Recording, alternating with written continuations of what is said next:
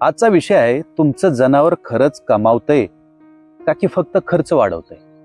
मित्रांनो, एक प्रश्न स्वतःला विचारा.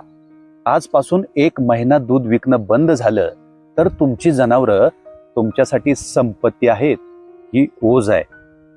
हा प्रश्न थोडा कठीण वाटेल, पण अनेक लोक दुग्ध व्यवसाय करत आहेत आणि त्यांना अजूनही माहित नाही की त्यांचं कोणतं जनावर नफा देतं आणि कोणतं नुकसान. आजचा हा व्हिडिओ शेवटपर्यंत बघा, कारण शेवटी आपण एक साधी तपासणी करणार आहोत आणि कदाचित तुमचा व्यवसाय पाहण्याचा दृष्टिकोन बदलेल. आपण चूक कुठे करतो?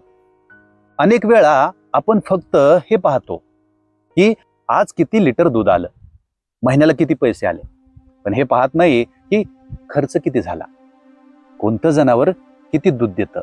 व्यवसाय चालतोय असं वाटतंय, पण नफा राहत नाही.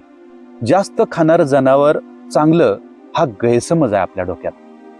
मोठं जनावर, जास्त खाद्य पण दूध कमी.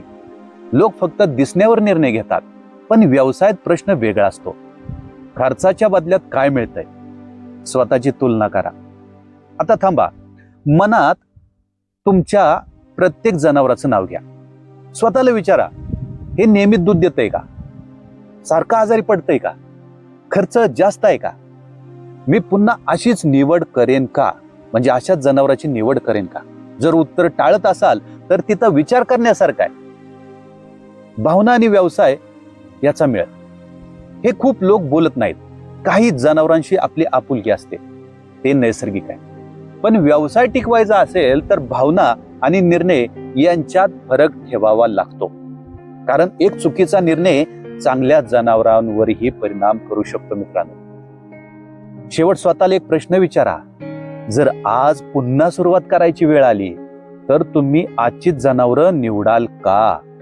जर उत्तर लगेच हो नाही आलं तर विचार करण्याची वेळ आली. मित्रांनो, ही माहिती कशी वाटली कमेंटमध्ये नक्की लिहा आणि तुमच्या कमेंटची मी नक्की वाट पाहतोय. उद्या अशाच वेगळा विषय घेऊन आपल्या समोर येतोय. मला निरोप द्या. धन्यवाद.